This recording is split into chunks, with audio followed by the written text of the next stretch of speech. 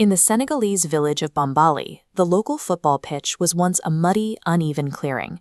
Today, it's a pristine, brightly lit FIFA standard stadium. And that stadium is just one piece of a massive, sudden influx of modern infrastructure.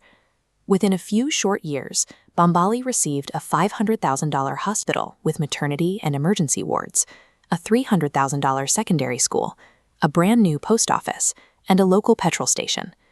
Beyond the brick and mortar, every family in the village now receives a monthly stipend of €70, an effective universal basic income in a region where the World Bank estimates nearly 70. It's a staggering achievement, but raises a critical question. How safe is an entire region's survival resting entirely in one man's wallet? To understand how a single athlete acquires the power to rebuild a town, we have to look at the global sports economy. Domestic football leagues across Africa are chronically underfunded and lack modern infrastructure, which forces top-tier talent to migrate overseas to find competitive play and financial stability. This system creates a muscle drain, an extraction economy funneling African talent into European leagues, where players accumulate massive capital. But that wealth doesn't always stay in Europe. Through reverse remittance, athletes channel earnings back home, converting international cash into local infrastructure. This extraction and return cycle places a heavy burden on the players themselves. Their communities look to them to fill the gaps left by the government, forcing these athletes to figure out exactly how to deploy their wealth. Sadio Mane chose what we can call the grassroots model. It is hyperlocal and highly agile. Because the money comes directly from his pocket to his village, there is no bureaucratic red tape.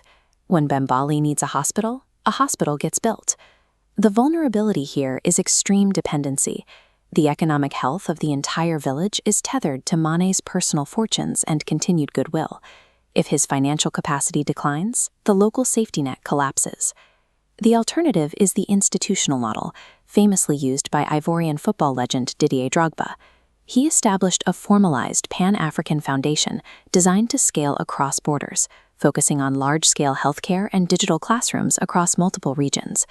But managing a transnational nonprofit is incredibly complex. In 2016, the UK Charity Commission launched an investigation into Drogba's foundation.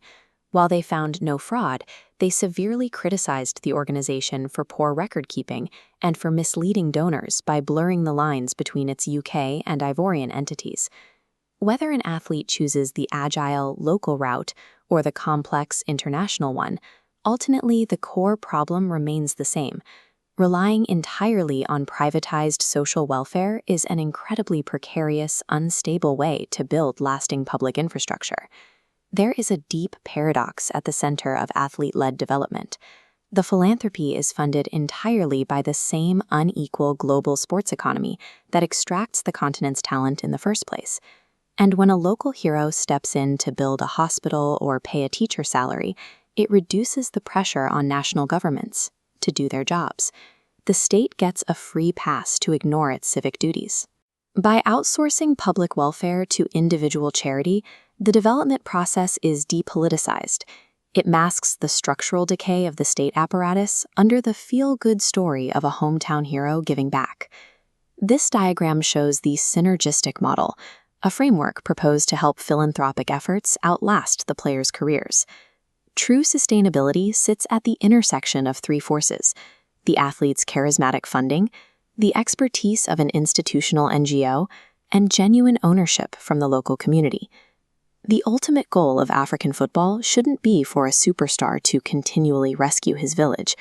The goal is to build a self-sustaining ecosystem where the infrastructure is robust, the talent is supported at home, and a lone savior is no longer required.